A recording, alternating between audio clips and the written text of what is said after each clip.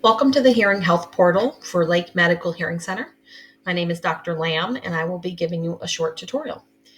If you want access to your patient portal, please reach out to the office and let us know. We do need to send you an email with the registration link as well as a registration code in order to register you for the portal.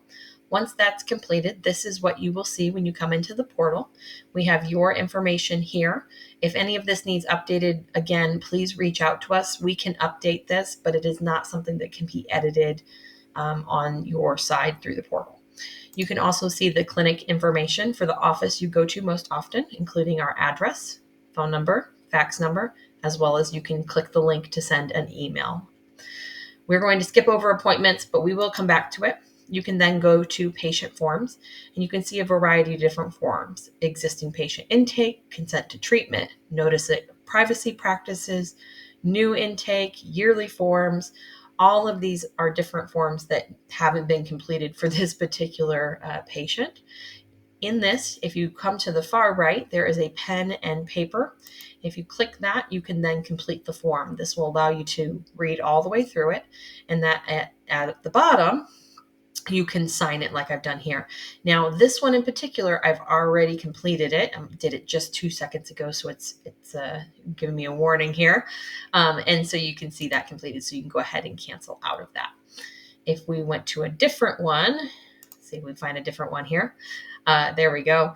Then it would show you the signature box. You can just take your mouse, draw your signature as best you can. As you can see, mine is not nearly as pretty as my handwritten one, but it does work.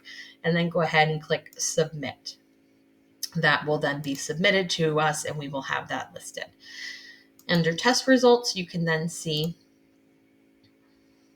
any audiologic reports that we've done. Typically, we do upload the professional report, and that's in case you ever need to get a copy of it for your primary care physician, an ear, nose, and throat physician, anybody who's looking for your medical care and wants a copy of these records. Now, we can always send them to these professionals as well. You just need to let us know and sign a permission, a release of information. That way we can send it to that individual and we can take care of that for you. If we come back over here to the portal, then we can go to invoices and then click on statement here on the right. And this will show you what your last statement was. It'll also show any additional statements in that same area. But just in case you lost maybe the paper one or you can't find the email, I lose things in my email all the time. So I totally understand that one. It will show all of your statements here. Now, if you have a quote or a good faith estimate, which those come up in our system as a quote, they will not be viewed here. So if you've received something like that and you'd like us to resend it, please let us know and we can resend it to you.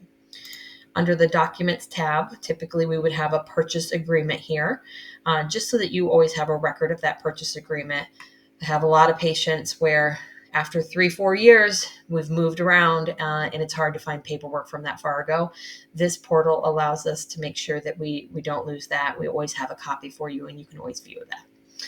In the Appointments tab, you can see the past appointments here. Just looking here. Everything that's been passed, you can see all of those. You can also see all of the upcoming appointments and the date, time, and location that they're scheduled and what they're scheduled for. So you can see a variety of different things. In addition, you can also now request an appointment. Now, I know this says scheduled. This is actually requesting. With our office, when you come up here, it does say request.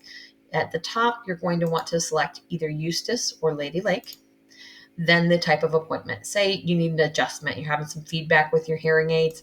We're going to go ahead and click on, not evaluation adjustment, just an adjustment for your hearing aids.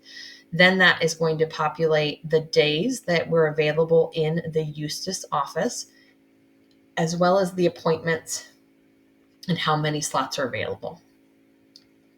So you can see on the 22nd, we have only one slot available at 1 o'clock today.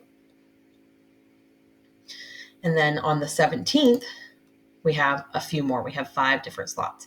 This allows you to go into our schedule and take a look at it while you look at your other schedule with all your other appointments and things that you have going on, and pick something that works for you without the back and forth that we do sometimes over the phone or via voicemail.